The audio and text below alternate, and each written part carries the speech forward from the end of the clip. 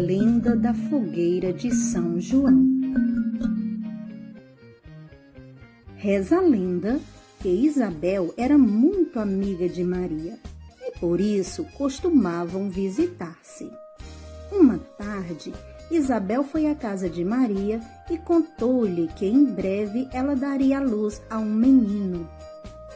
Maria então perguntou: "Como poderei saber do nascimento dessa criança?" Isabel respondeu: "Vou acender uma fogueira bem grande. Assim você poderá vê-la de longe e saberá que ele nasceu. Mandarei também erguer um mastro com uma boneca sobre ele." Isabel cumpriu a sua promessa. Certo dia, Maria viu ao longe uma grande fumaceira e depois viu também umas chamas bem vermelhas iluminando o céu. Maria então foi à casa de Isabel e encontrou um menino que se chamava João Batista, aquele que mais tarde batizaria Jesus e seria um dos santos mais importantes. Ele nasceu justamente no dia 24 de junho, dia de São João. Bom dia, queridos estudantes do 4º e do 5º ano. E hoje, nessa quarta-feira, 23 de junho de 2021, dia de fogueira de São João.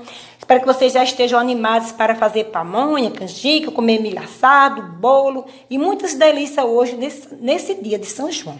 Após vocês terem assistido o vídeo falando sobre a lenda da fogueira de São João, vocês vão realizar a atividade da nossa apostila, essa nossa apostila novinha. E a atividade se encontra onde? Na página 3 e na página 4, tá certo?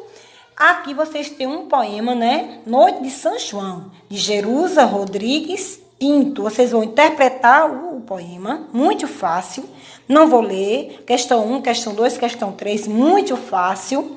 Aqui na questão 4, vocês vão escrever frase com as gravuras. Na questão 5, vão observar a tabela e vão fazer qual o produto mais vendido, menos vendido, quantos refrigerantes foram vendidos e quantos salgados também foram vendidos. E aqui vocês vão marcar a questão relacionada à gravura. Então, a nossa atividade é essa hoje. Em arte, na atividade de arte, vocês vão para o caderno de arte e vão representar os festejos juninos, os símbolos juninos, através de um lindo painel, tá certo? Envie no meu privado, boa fogueira, se divirtam-se, mas não saiam de casa. Cuidado, minha gente, use máscara, se proteja, viu? Que Deus nos abençoe. Um abençoado feriado para vocês e nós voltamos na próxima sexta-feira, porque amanhã é feriado. Bom dia de estudo para todos vocês.